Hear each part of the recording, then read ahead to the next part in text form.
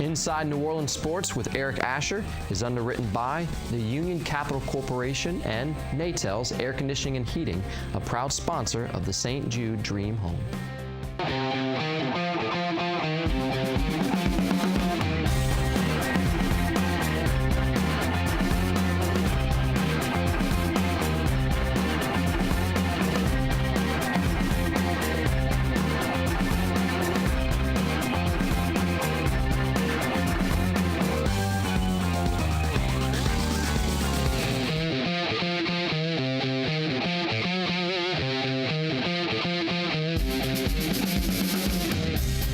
Good evening, New Orleans, and welcome to Inside New Orleans Sports. I'm your host, Eric Asher.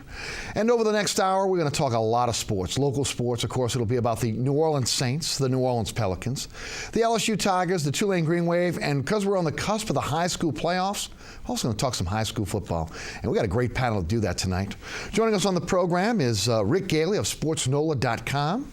Rick, welcome. Hey, good to be here, Eric. Thank you for asking me. I really appreciate it. And Rene Nadeau of Fox Sports New Orleans. Also, we'll be joined by Leonard Fournette of St. Augustine High School. He will join us on the phone shortly on the program. And guys, we always like to start off talking a little bit about what you guys are involved in. And Rick, let's start with you first, if you would. Tell the folks a little bit about what you're involved in media-wise, and maybe a little bit about your background as well. Great. I'm a sports human performance analyst, really, for SportsNOLA.com. I write for them. I work with WGSO Radio and Ken Trahan in his Friday night show, Ken Trahan's original prep football report, and also Saturday morning with Ed Daniels and Ken with the Three Tailgaters. I'm holding up the tailgate that Archie Manning used to be with them and is still on occasion, but I would work Saturday morning with them.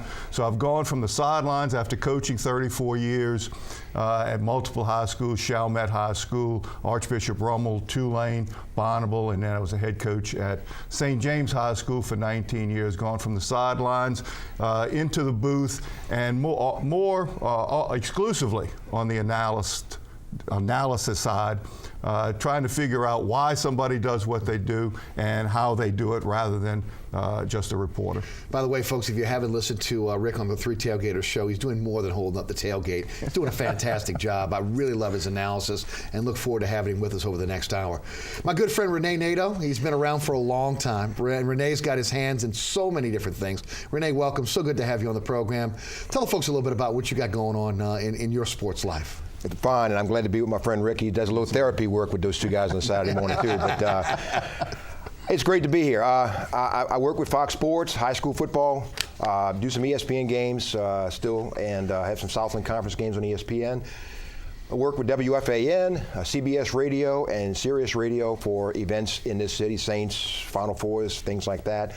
Do a recruiting show with Ro Brown on Wednesdays, 6 to 7. On Channel 20, write for Sports NOLA with Rick Gaille, and cover a lot of different things, college football, Saints, recruiting. And I'm trying to think if I left anything out. I don't remember what day the garbage goes out or what house. I know I'm the second or third house off the corner, but I can tell you what I do during football season. And he does do a lot, but folks. I enjoy it. But this is great. Yeah, no doubt. Welcome, guys. Thanks for being with us. Leonard Fournette will join us in just a few minutes, and we'll talk to him a little bit about his season, his plans, and hopefully we can get him to commit here on the program, but I kind of doubt that. But we will give it our best tonight. Guys, first of all, new format for high school. We'll talk high school in our first segment. Normally we talk Saints for you guys that are chomping at the bit to talk a little about the New Orleans Saints. First of all, your thoughts on the new format. Rick, we'll go with you first. You've obviously coached at the high school level. What are your thoughts about how this has evolved now in this first season of this format? I can understand the psychology and the thinking behind separating pretty much public from private. Public being the non-select, where the schools don't get to have some type of selection criteria for their students, and the select side, where they do have a selection criteria, but the way it's been executed has really been a mess. We've gone from having 5 classifications in the past and 5 state champions to now having 9, where on the non-select or public side, we still have the 5 classifications, and that's what you'll hear during the week, during the next 5 weeks. Class 1A, 2A, 3A, 4A, 5A, that's all the public school side of it. The private school or the select side is now in divisions, And it's in inverse order, whereas Class 5 is the bigger schools. Division I is going to be the bigger schools on the select side, which does include some public schools that have a selection criteria like a Byrd up in Shreveport or a Scotlandville, magnet schools, that type of thing. But Division I, II, III, IV, just way, way too many that if there was going to be a separation as a trial, they really needed to try to divide it up where there was still only 5, perhaps 6, 4 on the non-select side, 3 on the select side, because that's how the numbers would break down. That would make it much more worthy of the term state champion than what we have now. Rene, you've been around high school sports for a long time, and this is kind of a new venture for Louisiana, jumping into it this way.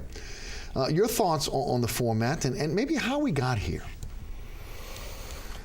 People couldn't agree on a lot of things, I'll say that, but there'll be a lot of teams with trophies. So it's a lot like when our kids were coming up and they were playing soccer or everybody got a trophy. There will be a lot of teams with trophies, right? And it's unfortunate that.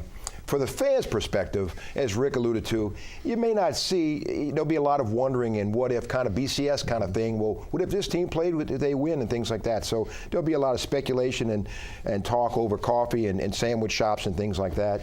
I was part of the pairing show this past week in Dallas, and along with Lynn Rollins, Greg Palermo, and Greg Bowser. And boy, I tell you what, it took us a long, long time to prepare for that show, to go through all the teams and talk about the different divisions and pairings and things like that.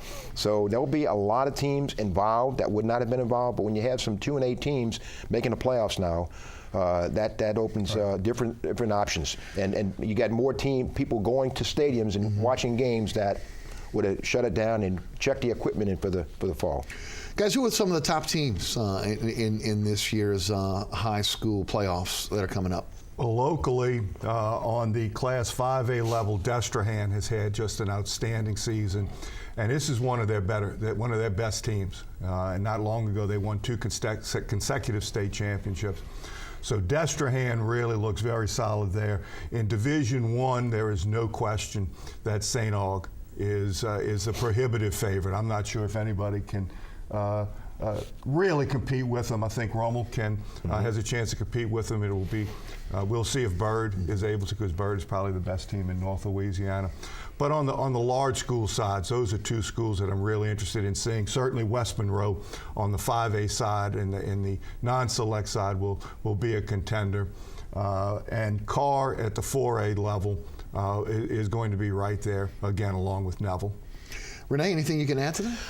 I think Rummel's certainly going to, if they play Scotlandville, that'll be a challenge next week. They'll play Scotlandville next week. East Jefferson is a team that plays really good defense, and they put up a lot of points. And they have really good high school players, guys that may not decorate recruiters' chalkboards, if you will, but they have some really outstanding players. I think, as Rick alluded to, I did a Byrd game earlier this year on Fox, and I was impressed. They run the ball very well. Carr is going to be outstanding. A team locally, like a Country Day, could make some waves a little bit. Also, a team in a Catholic league, if you will, is Holy Cross could make it interesting.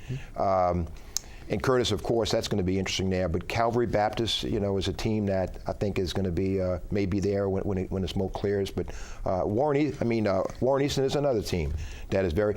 Landry Walker is a team with a lot of skill and a lot of talent, very, very deep, and they could do some interesting things. Gentlemen, how's this going to work at the Dome? Normally it's a couple days. What are we going to be in a week in the Dome to get all these championships in? How will that work? Yes, bring a sleeping bag and pack many meals. It's now over 3 days. There's 3 games each of 3 days: the Thursday, the Friday, and the Saturday.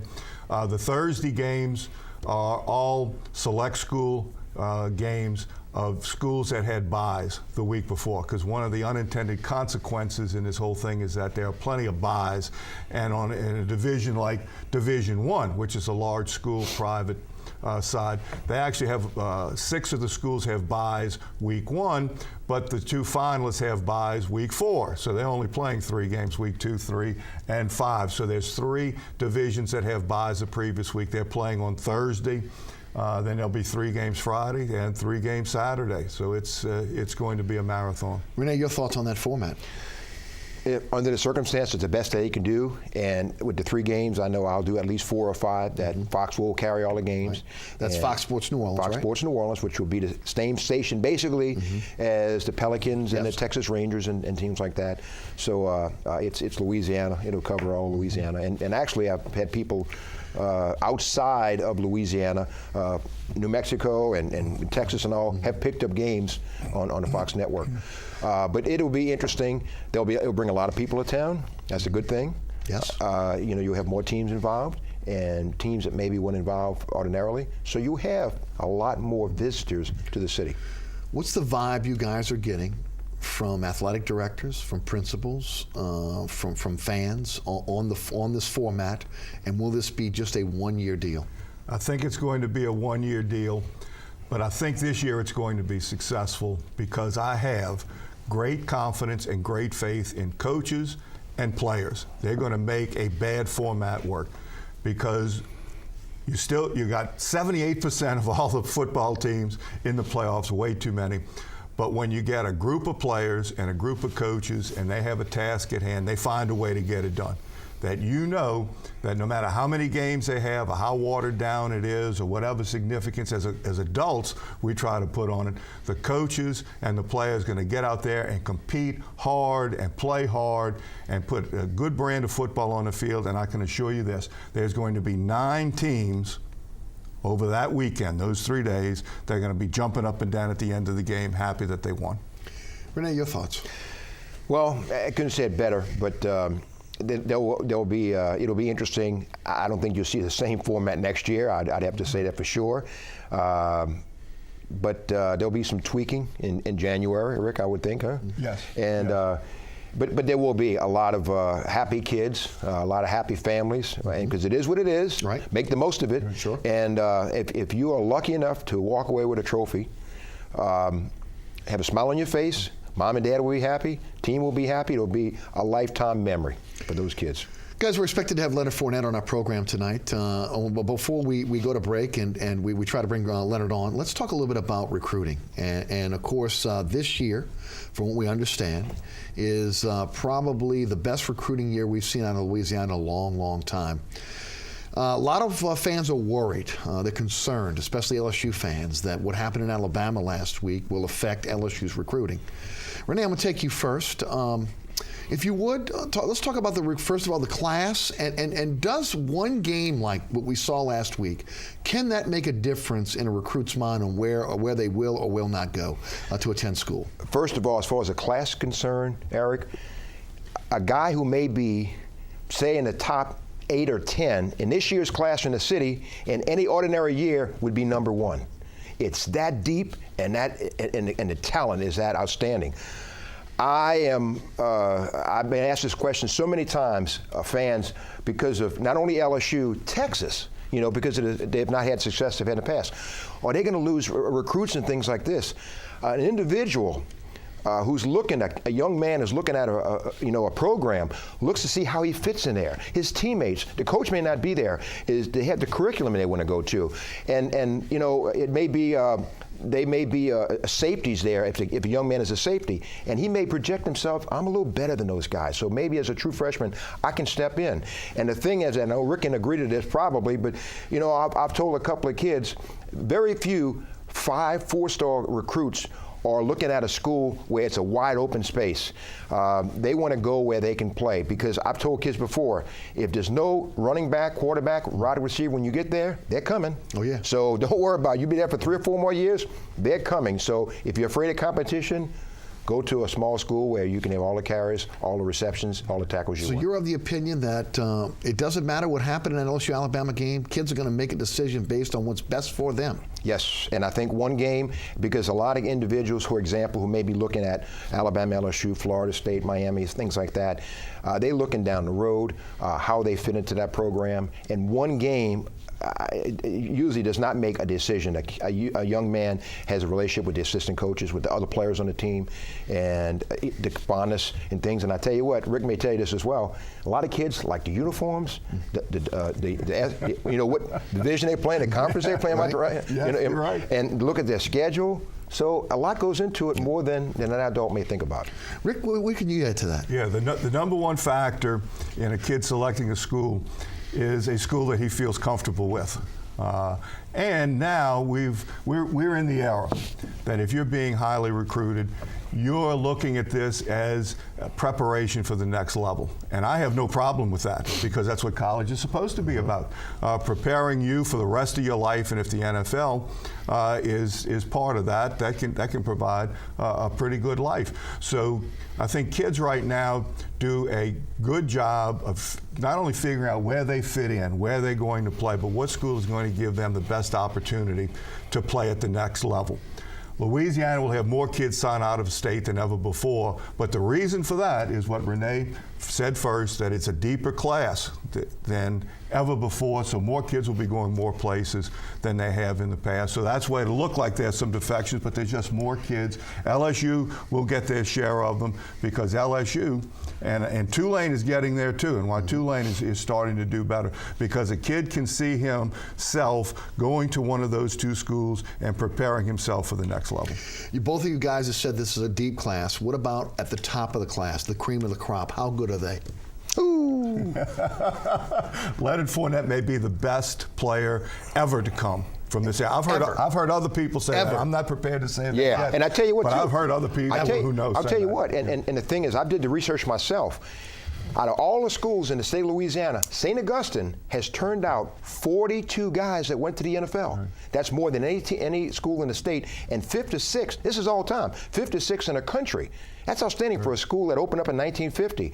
And you look at some of the running backs, Ben Jarvis, Green Ellis, and Sean Jackson, and you know, some of the guys, Leroy Horde, guys that have come out of St. Aug. He's right up there with them. He's right up there with them. And very likely, unless something happens, he could be playing on Sunday as well. But so much tremendous talent has come out of St. Augustine. And again, it's because of the preparation. Every year, New Orleans, Eric, turns out anywhere from 35 to 40 kids that are on NFL rosters. This year was 42. New Orleans turns out tremendous talent for the NFL. Guys, we're going to take a quick break. We come back. You spoke about St. Augustine. You spoke about Leonard Fournette. He is going to join us on our program next. You're watching Inside New Orleans Sports. My name is Eric Asher. I'm your host, along with Rick Gaille of SportsNOLA.com and Rene Nadeau of Fox Sports New Orleans. When we come back, the number one prospect in the country, Leonard Fournette, will join us here on Inside New Orleans Sports. Stay tuned.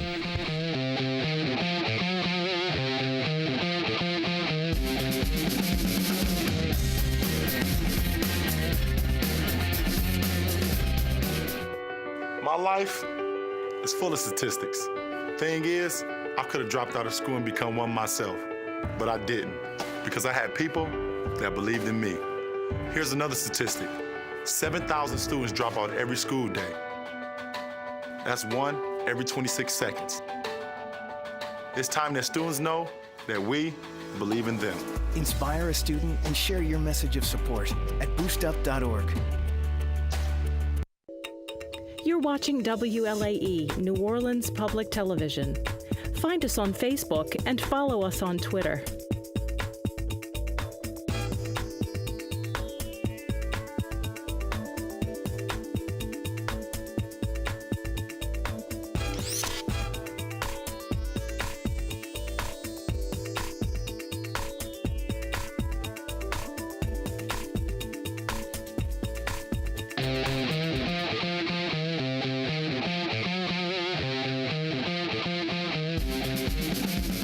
Welcome back. You're watching Inside New Orleans Sports. I'm your host, Eric Asher. Rick Gaille of SportsNOLA.com joins us, along with Rene Nadeau of Fox Sports New Orleans, as we continue to talk a little prep sports. We are pleased to have the number one prospect in the United States, the number one prospect in the state of Louisiana, from St. Augustine High School. New Orleans' own Leonard Fournette joins us on the program. And Leonard, welcome. Thanks so much for being with us this evening. We appreciate a few minutes of your time. No problem, man. Thank you. Leonard, I guess first of all, we understand that you're on a surprise, getting ready to do a surprise visit to Texas. I guess the first question is from myself, Eric Asher. What are you looking for in a university, in a program, and most of all, I guess, in a coach? What is your criteria for picking your next your school, the place you're going to play next? Well, my criteria, first of all, is academics. You know, that's first with me and my parents, because that's been important to me since I was young, and my mother always was important to her. And first of all, second of all, where I feel comfortable at, and well, I feel like the school and I, we can become like a family somewhat, combine and be one. Does a coach make a difference on who that head coach will be, who that position coach will be? Not really. I just want the coach, just to keep it real with me and, tell me my rights from wrong and just love me for who I am and not the player that I am. Just love me for Leonard Fournette. Leonard, this is Rick Gaille. I was a head coach at St. James High School for many years, and Corey Webster, who's playing in the NFL now, played for me at St. James. Oh, and by the way, Coach Crutchfield worked with me for a year as a secondary coach. So if you need any ammunition of Coach Crutch, just let me know. Yes, sir. Thank you. Wanted to ask you something. You had a similar decision, not as diverse as you have now, several years ago, because I believe you are from the Slidell area. And you decided to go to St. Aug, along with many other great players over the years. Give us a little bit of insight about what there was about St. Aug that encouraged you and made you want to be a Purple Knight. Well, at first I didn't like St. Aug because, it's an all-boys school.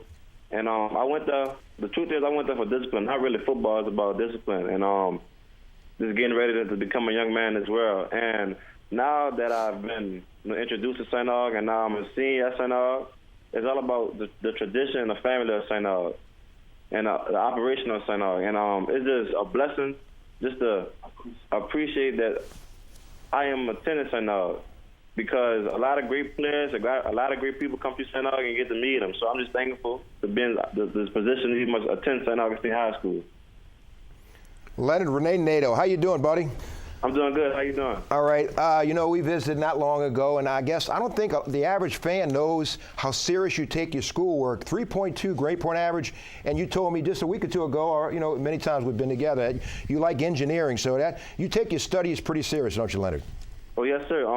My mother preached to me every day about Leonard, your grades come first. Football's gonna be there, and it makes sense. It makes sense to me. And, football is my backup plan. Football, it might not be there. So I'm just focusing on my academics and getting this knowledge into my head. Leonard, a lot of LSU fans are concerned that you may not be looking at that school after what happened last week against Alabama. Are you looking, when you're looking at a potential school, are you looking at performance on the field from this year's team? Could a game like what happened last week against Alabama kind of be part of what will influence one way on where you may decide to go to school ultimately? Oh, no, sir, not at all. I just go to the games to enjoy a good game and see two great teams go at it. Leonard, this is Rick Gaille again. I've had a chance to broadcast a couple of your games over the last couple of years, especially when you played Rummel. A decision like this, we know, is going to ultimately be your decision, but you depend also on a lot of other people, all of us do, on a support group around us to help us make intelligent decisions and to use as a sounding board. Tell us who's involved in your particular support group, who you rely on for counsel, who you rely on for support. My mother and my father and my coaches, because it's not really about support, because at the end of the day, they always tell me, it's my decision, and whatever school I pick, they're gonna love it. So it's really up to me at the end of the day. Leonard, Rene, Nadeau again. I know you're going to make the announcement at the All-Star game in January. Has it been a situation that this whole process is kind of a little bit, because I know you can't go in a grocery store or even, walk to the corner and get a cup of coffee without somebody wanting to know what you're doing. Has the process started to just take its toll after a while, and a few times in the past you've said, I want to get this all over with? Not really, because, God gave me a gift and a talent, and I'm using it in the right way. I'm never saying that I can't get tired of nothing, because it's my responsibility. I played up the part, and now I have a job to do. Leonard, this is Eric Asher again. If you would, for the audience, could you tell us if you've narrowed your choices down to any set of schools, and if so, what schools are in your bullpen? Well, I didn't make any schools yet, because I've been busy with football and trying to get to the championship. But it should be in like 2 weeks, and when that do happens, I'll let y'all know. You sure you don't want to commit tonight, do you, Leonard? We wouldn't mind you doing it on the program tonight. No, sir. Well, this is Rick Gaille again. Leonard, we know that you're undertaking a pretty important stretch over the next 5 weeks, and that you are fortunate enough as the #1 seed in Division I to have an open date or a bye this week, allowing you to go make one of your visits. Won't you talk about what you've done this week in your preparation for your first round game next week in the Division I playoffs? Oh, we've been practicing all week. Nothing has changed. We still focusing on the little things and getting the little things done. And we're playing the same team we beat twice, and the team, they're gonna come out playing even harder than they did last time. So we're kind of being more disciplined right now and more focused on doing our jobs perfect. Leonard, Rene, Nadeau again. I know how close you are with Leonard, your brother, and Toy Jackson, and some of the guys on the team. St. Aug hasn't won a state championship since the late 70s on Otis Washington. I know it's going to be an emotional time for you when you take that purple and gold jersey off for the last time, but winning that state championship, Leonard, means so much. How much does it mean to you knowing that you guys are this close and it's been that long since St. Augustine has won a state title? It means a lot, because, I've been playing varsity football since my 9th grade year, and I've always came up short. But now I have a chance to change that and create our own legacy. So it's kind of special as of right now as we're speaking about it, because I believe we have the talent, we have the leaders on the team to make the dream come true, to make it possible. Leonard, as far as your visits go, what schools have you visited? What schools are you going to visit going forward? We understand that you're going to make a surprise visit to the University of Texas this weekend. But if you would, for the audience that maybe has not followed you on the recruiting trail, let them know what schools you've visited so far and who you have intentions to visit going forward. I have visited LSU, Alabama, USC, Florida State, and Oregon. And Florida Gators. Now, Leonard, I'm going to throw you one here that I used to do with my athletes when I was at St. James, and we're not going to ask you to tell us any secrets about Coach Crutchfield or anything like that. Imagine that you have signed with any one of the schools that you just mentioned. What would it be about that school that enticed you to sign with them? Just imagine one of the schools. You don't have to say the name of it, but what would it be about that particular school and an imagination and visualization type of drill we're doing here? Tell us what it would be about that school, why you decided to sign with them. First of all, it's kind of hard for me to answer, because right now I'm just praying. I pray every night that God leads me to the right school, and whatever choice I make be the best choice for me. So that's kind of hard for me to answer. Well, that was a good answer right there. If you're going to leave it, if you include God as one of your support group, you have done a great job. Leonard, Rene, Nadeau again. I guess one of the final questions I have for you is people compare you, and I have on TV, to Adrian Peterson, Herschel Walker. Is there a favorite player that you have modeled your style after, or somebody that you've admired growing up as a running back in the NFL? The truth is, I don't have a favorite player. My favorite team is the 49ers, though. But I don't have a favorite player. I don't look up to nobody. I'm trying to be the best player, that ever came through St. Aug, and hopefully on a college level. And if God tell me the same, NFL. Leonard, LSU signee Ed Paris this week sent a little shout out to you and some of the other possible LSU recruits and those that are here in Louisiana, asking you to join him at LSU.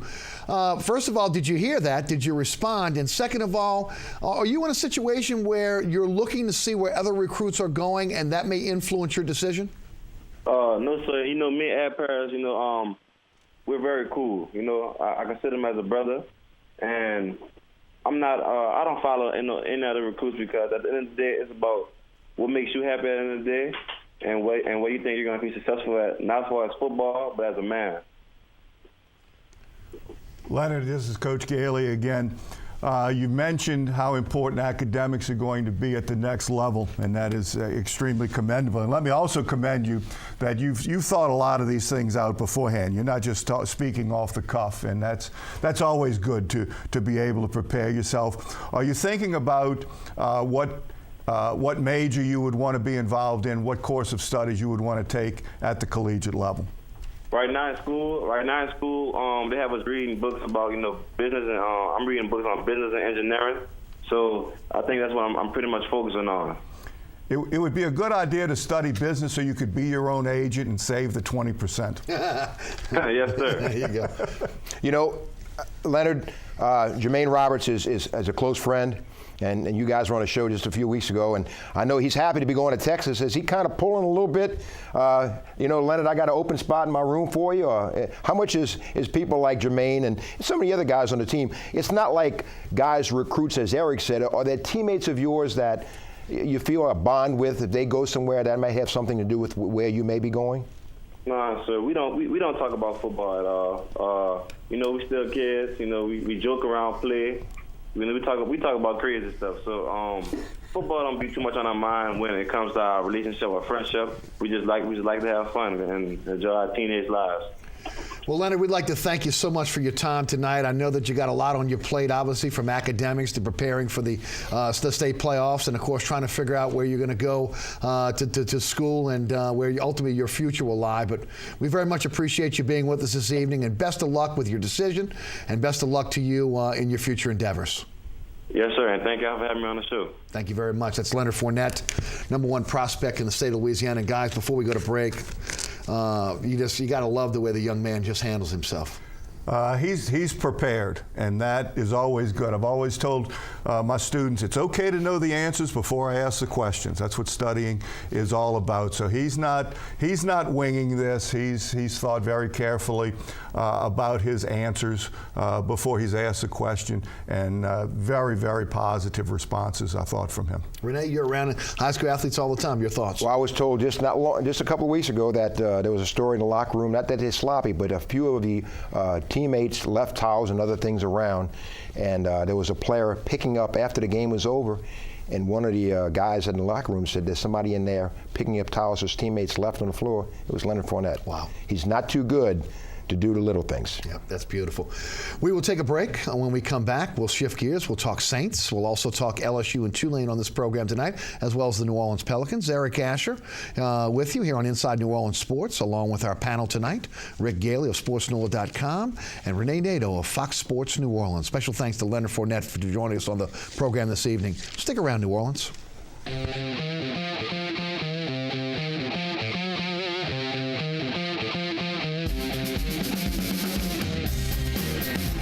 Inside New Orleans Sports with Eric Asher is underwritten by the Union Capital Corporation and Nadeau's Air Conditioning and Heating, a proud sponsor of the St. Jude Dream Home. My name's Reggie. Just recently, my wife and I took in her sister's children. Now, we already had 4, so I went from becoming a family man to a man with a bigger family. Now, you can't eat love, so I don't know how I'm gonna feed them tonight. How was that, Rich? I think I look more like Denzel. That's cold, man. Play a role in ending hunger. Visit feedingamerica.org/hunger and find your local food bank. Packers. Viking. Packers. Viking. Viking. Red state. Blue state. Vegan. Carnivore. We come from different places. Uptown. Downtown. Optimist. We come to different conclusions. Half empty. Half full. But when we live united, we create real, lasting change in the building blocks of life. The education, income, and health of our communities, our families, even the person next to us. Live united. Real change won't happen without you. So give, advocate, volunteer, live united. Sign up at liveunited.org. You're watching WLAE, New Orleans Public Television. Find us on Cox Channel 14, Charter Channel 11 and 711, AT&T Channel 32 and 1032, Dish TV, DirecTV, and over-the-air broadcast on Channel 32. Know what? What? Since I got adopted, I've learned a lot about these humans. I know. I mean, check out these two. It's Flirt City over here. Yeah, I noticed that. It looks like my human is definitely into your human. Oh, look! I think she's getting his number. Nice. Your human's got some sweet moves. Takes after his dog. Oh, look, they're doing that thing where they put their arms around each other. She kicked up a leg. It's like in the movies. That's awesome. Looks like we're going to be hanging out a little bit more. Hi, we're Ola High, and you're watching WLAE TV.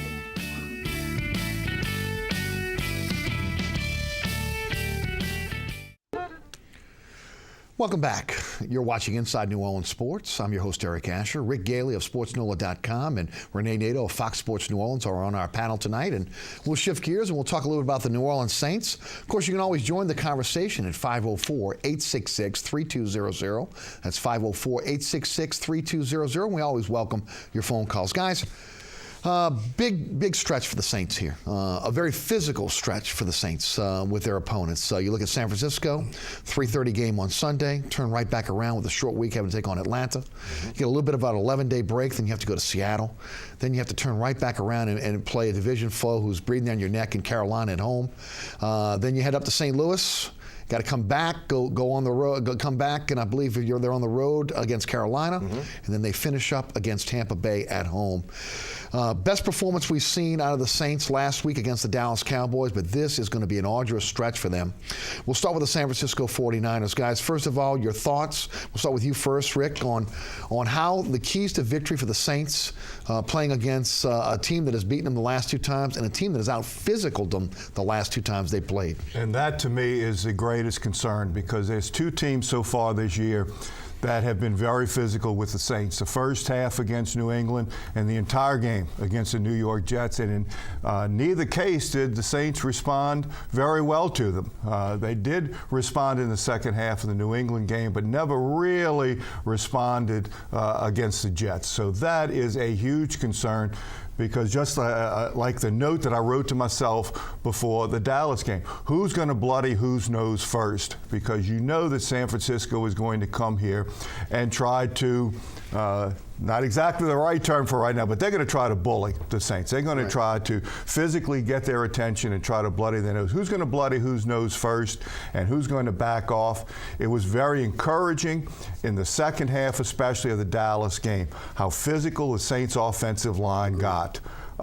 And that's because that's an attitude. They're all capable of being physical and being tough guys. Being a tough guy is good. Was that a byproduct in your mind of Dallas being hurt and obviously wear on one leg, losing the nose tackle early in the season, the situation where Sean Lee goes out, or was the offensive line playing that good? It first happened because of the shorthandedness of the Cowboys. That certainly contributed to it because when Sean Lee went out, the physicality of the Saints went up dramatically. But when you're talking about human performance and confidence, you don't get confident by getting punched in the nose all the time and getting knocked down. You've got to have some success along the way to increase that confidence. And so the Saints proved that against NFL caliber people, if they'll buckle up that chin strap even tighter and drive themselves forward, that they can be physically successful. So that confidence did grow, even though Dallas was maimed. Rene, your thoughts? Well, Patrick Willis and company are going to be very physical, and we'll find out if that was just a smoke and mirrors kind of thing last week, but I think the physicality of the Saints stepping up and some injuries played a lot into that. But that's going to be a shot in the arm. Mark Ingram, can he duplicate that? A lot has to do with what's up front for him. But that has to be a shot of confidence to him and that whole offensive team, knowing that they can do this. Now, I know it's a different team than playing the 49ers, but it's not how many times you get knocked down. It's how many times you can pick yourself back up again. And the fact that Drew Brees has taken some hits and things like that, that has a concern of mine, that how many times can he keep getting back up with sacks and hits as he releases the pass, because that offensive line hasn't really kept his jersey clean, and that's something that you really have to watch, because one time he may take a shot and he may not get back up. So you're not of the opinion that Dallas was the magic elixir for this offensive line? No. I think that, well, I'll say this, that it certainly could be a confidence booster and show what they can do, but the Dallas team and his 49ers team, they're not on the same level. Defensively, they've had problems stopping the run, especially off tackle through most of the season. You've got a very physical running back in Frank Gore, who's going to be coming after him. And again, you got a running quarterback in Colin Kaepernick, who, again, maybe has not been the player that he was last year.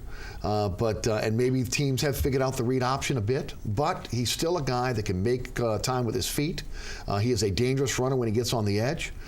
Rick, your thoughts on how the Saints have to attack this running game to try to make the Niners one-dimensional?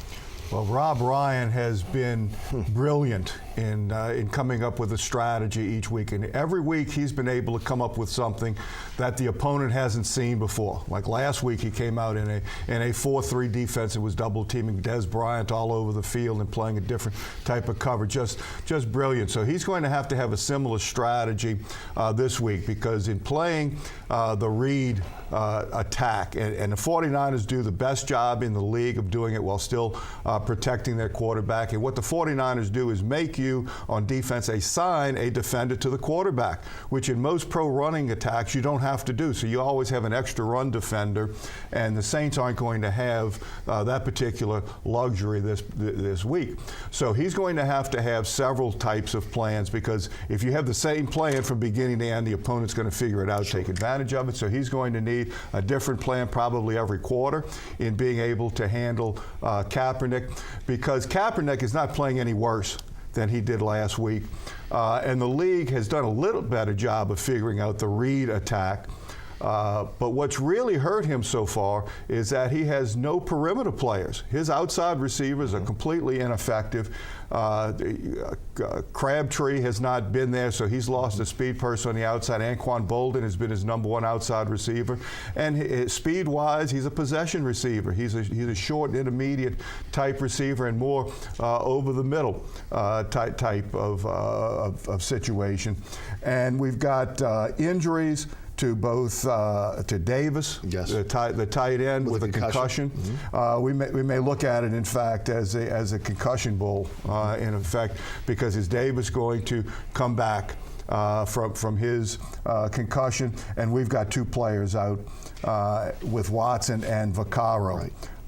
And Eric Reed also is coming off a concussion. So, well, they cleared the first hurdle so far. Haven't heard anything about Watson and Vaccaro. Without Watson and Vaccaro, the Saints are going to be severely shorthanded, and that could be a telltale sign going into the game. Boy, especially covering Vernon Davis, yes, if that's necessary. Your thoughts, Rene? The thing you got to be impressed with Rob Ryan is not only has he done a great job, but what he's got to work with. Start off the season, you lose Victor Butler and Jonathan Vilma and guys that are going to be your key guys, and he plugs in people and he makes it work. And he's lost his safeties. Harper hasn't been available a lot. Jenkins has been banged up.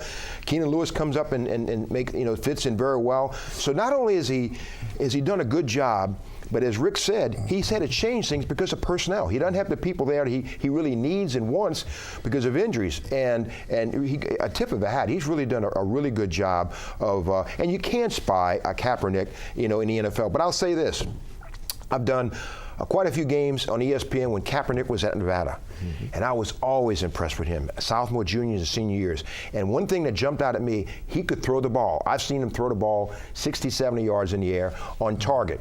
But he's tough. I've always been impressed that he's a tough guy. He's taken hits and gotten right back up. And the NFL is a little different, but you know, when he takes hits and things like that, he's a tough guy, and that's good when you got a quarterback with that tough mentality. The recipe for success for this team, especially on the defensive side of the ball, is the offense to get a couple score lead.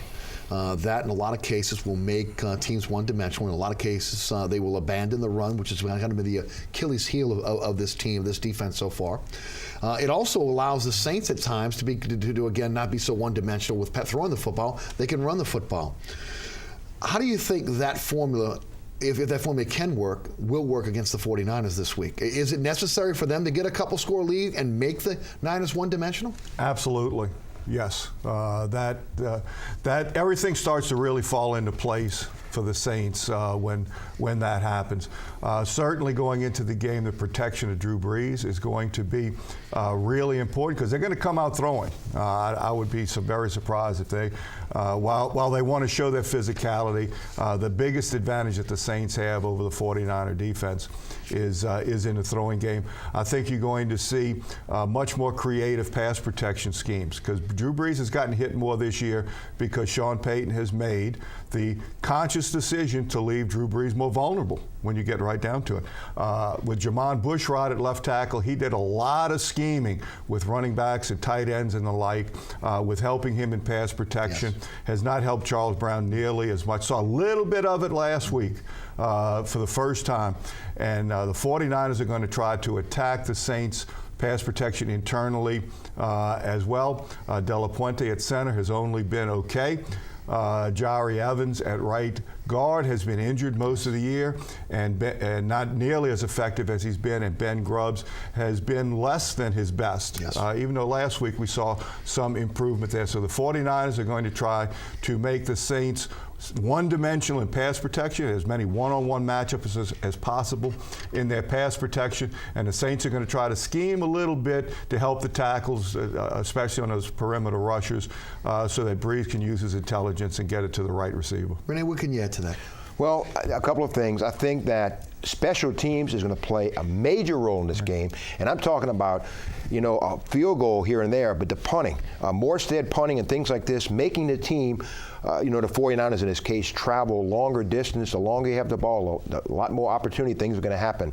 And turnovers could play a major part. I don't think you'll see a lot of fumbles or interceptions, but if you do, that could be a major turning point in this game. Interception at the wrong time or a fumble at the wrong time. The kicking game is going to be critical because last week against the Cowboys, that was one area of the game the Saints were only okay in, or less than okay. Missed a field goal. Morstead has missed 4 of his last 6 field goals. They've had some other kickers in this week trying them out.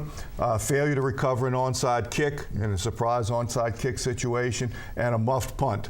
Darren Sproles has that one muff punt out of the way, so we're okay there. But in the 3 areas of the game last week, they were great on offense, great on defense.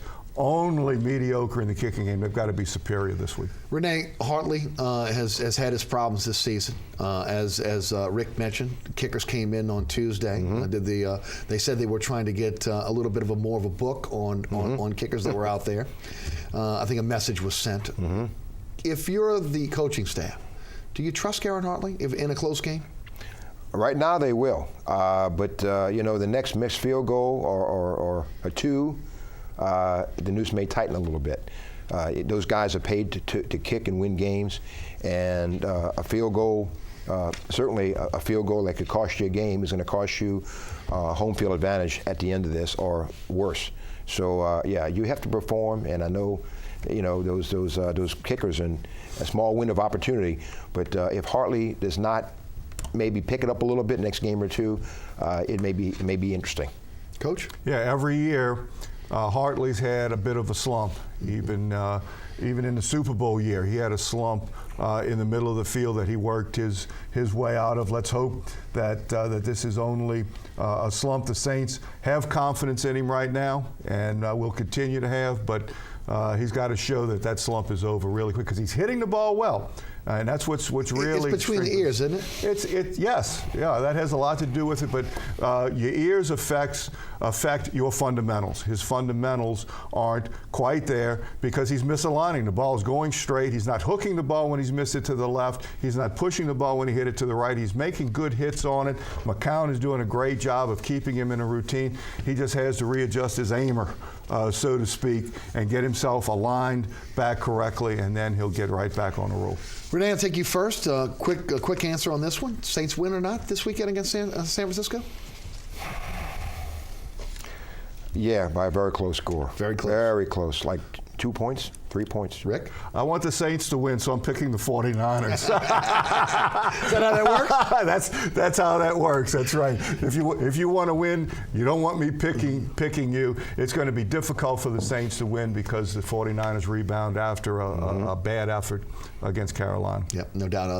Obviously, the Dome will have a lot to do with it. That could be the thing that puts them over the edge. It is.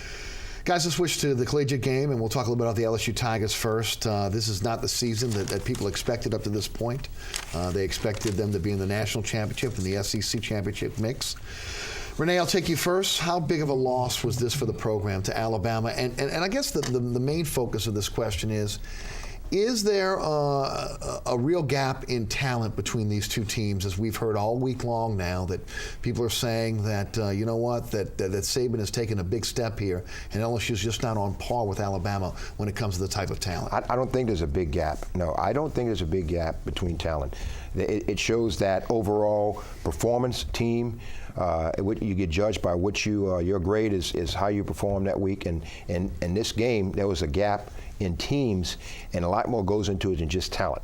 And I think that LSU certainly, the Ole Miss game, I was not surprised. I thought Ole Miss would be a tough game. I thought it before the year started. It's always an interesting matchup between Ole Miss and LSU, regardless of the injuries. I thought it would be a game that LSU could win, but I thought it would be a lot closer than people think. The Georgia game, didn't know, but I really did think before the season started, this would be a 9-3 team. Now, can they run the table? Texas A&M and Arkansas. But I thought before the season started 9-3, so they're about where I thought they would be. Yeah, there's a bit of a talent discrepancy. Alabama's a little better, but when you're talking about the upper echelon, a little is significant. In the Alabama game, there were 4 areas. Well, there's 4 areas I look at in any big game. And that's assignment, ball security, kicking game, and emotion. Emotion coming from the results from those other 3 areas. LSU was not 100% in their assignments. There were a couple of free runners in pass protection. Ball security, the fumble by J.C. Copeland early in the game was a significant turnover because they had Alabama. They had out-schemed Alabama on that play and had a significant advantage, and he wasn't able to finish the thing. That was a major turnaround. So they lost the ball security battle. And then the fake punt turned the kicking game in the area of Alabama because in that case, Saban out less. In that particular case, did something that Les Miles had been famous for and turned it around on him. So therefore, the emotion of the game in the fourth quarter went to Alabama because of those three other particular areas, assignments, ball security, and kicking game. And so Alabama was able to pull away at the end. But the differential between the two teams is very, very narrow, but that's to be expected at the highest level. LSU does a great job of not only recruiting kids, but when you look at the number of kids that have been drafted by NFL teams the last several years, there's a lot of great preparation going on a daily basis with these kids too. Rene, what's the future of this program? Of LSU? Yes. Well, the thing is they're going to continue to get, because actually producing NFL players over the last few years, LSU is outdistanced Alabama in that regard. LSU has turned more players into the NFL than they have, than anybody else in the SEC, for that matter. The only school in the country would be USC has turned out more players. But, it's not going to change. They're going to continue to get good talent there. Can they get back to an 11-win season, 12-win season? Yeah, they can. Things would have to be done. Who knows with the quarterback situation? Anthony Jennings could be the quarterback next year. He's penciled in. We don't know what's going to happen with the running back situation. Guys who are coming in now, recruits and things, will have an impact next year. And as guys mature, you may see some guys who are playing okay now will be much better next year. And guys who are not seeing the field right now will serve as a backup role. So not to dance around your question, but this could be a much better team than what people anticipate, losing who you know you're going to lose, like the cupboard will not be bare. Right. I think I find it very, very interesting that what the fans are saying about Les Miles said the same thing about Nick Saban when he was here. You just scratch out Saban from those sentences, put Les Miles in, because when Saban lost some games that he was supposed to win when he was here, then they were saying the same thing about him. And I'm old enough to remember Charlie McClendon. I remember the same things being said about Charlie McClendon. And now they're naming buildings after the guy. So the sky is not falling. LSU is going to continue to be good. And as I say to a lot of our brethren in the media, that okay, if you're going to be critical about something, and that's what we do, how about a solution? Don't just be critical and then leave the room. Give us an answer, what the solution would be. The biggest solution is, if you love LSU, you support LSU, and you can question and you can rant and rave and all that, but ultimately our support of LSU is what makes LSU the great program that it is. With about 4 minutes left in our program, I guess the solution for Tulane to turn around this losing streak is stop having these self-inflicted wounds. And that's not necessarily coaching. I think CJ is a bright path ahead. He's getting some quality kids in there, and it's all about, as Rick would tell you too, it's not just the guys getting you, it's chemistry, and he's got a good chemistry there. Gizzy's bringing in quality kids that are striving to be better, and if you just give him a little patience, one step at a time, he'll get in the bowl game and build from there. Yeah, they've done a terrific job at Tulane. I coached there in '82, '83, and '84, and have maintained a familiarity with their program.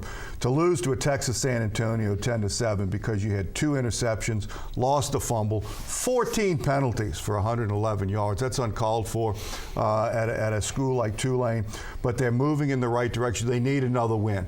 6 wins makes you bowl eligible, does not guarantee you a bowl game. 7 wins will definitely get them into a bowl game. Off this week, playing UTEP at home, and then Rice need another win there. But they've taken some significant steps in the right direction, especially not only in the training of players, but in the acquisition of players as well. Yep, no doubt. And with just a few minutes left, CJ, your thoughts on how CJ has done and how quickly he has turned this Tulane program around? You look at who he's getting and where he's getting him from. Darian Monroe was heading to Texas A&M. He goes to Tulane.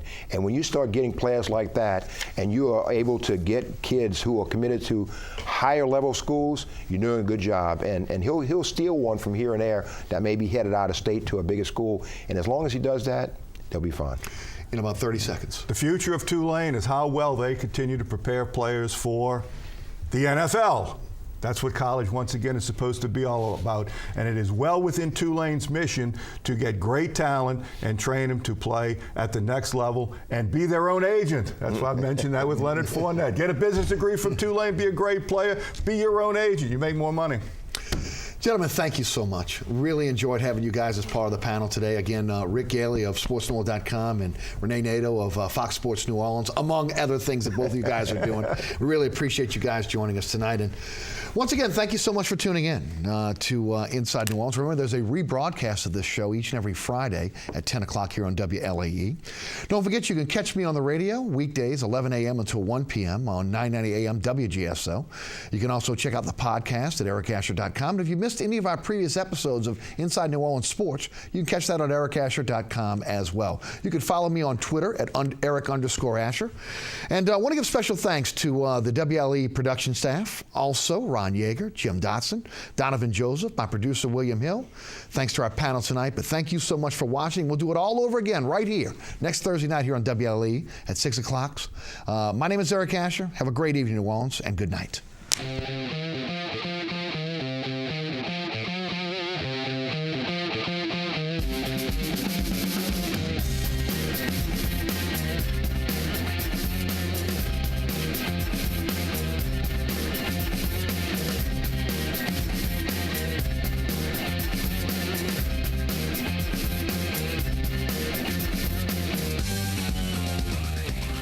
Inside New Orleans Sports with Eric Asher is underwritten by the Union Capital Corporation and Natels Air Conditioning and Heating, a proud sponsor of the St. Jude Dream Home.